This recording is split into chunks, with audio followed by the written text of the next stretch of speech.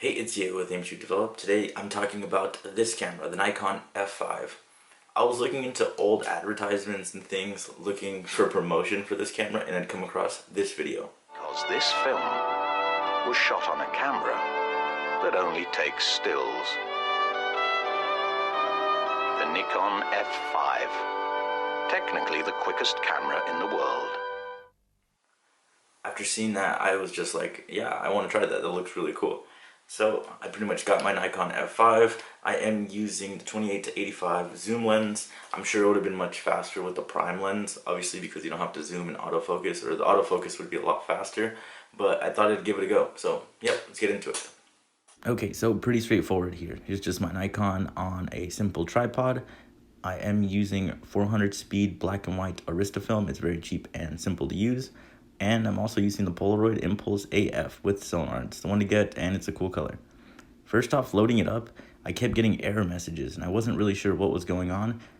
So I'd taken it out of the little bag. I was just like, okay, what's really going down? Until I realized that I had it on DX coding. So if you hit the little bottom tab here, hit the ISO button, and then turn it to whatever film speed you want, it'll basically tell the camera, okay, yeah, shoot it at 400 ISO. Don't actually look for the pins on the DX coding. Once we got that figured out, I was actually really stoked because it took me a couple minutes to try to figure it out, but well worthwhile. Ready to go after the first exposure. So here we go. Here's the process. Wait, hold on, I'll tell you when. Okay, 3, 2, go. There. Cool. We took 25 pictures. Whole roll? Yeah, we finished the whole roll. I felt really good about those pictures, so just did a simple rewind and took the film out. Nice, ready to go for development.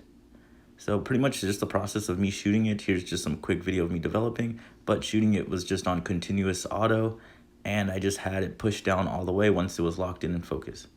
Now I'm just using the developer. I'm using the Cinestill Monobath. It's very simple. Each one of those lines represents film rolls that I've used, and after I'd put the chemicals in after a few minutes turning it, I just deconstructed the thing, and bam, there's my negatives. I see one happy camper. You can see here that it just looks like a repeat of all the images. So once I had them dried, everything, I had them up, put them in my film scanner. I am using the Epson V550, which is a really great film scanner. You can get obviously much cheaper alternatives, but for me, that was the one that I wanted to get. And also, to make the images into a video, I had to bring them all into Photoshop, align them very simply one by one as each still as a frame of animation, and then go ahead and line them up so everything looked good. I do have experiences with this because of Willgrams, but here is the final result.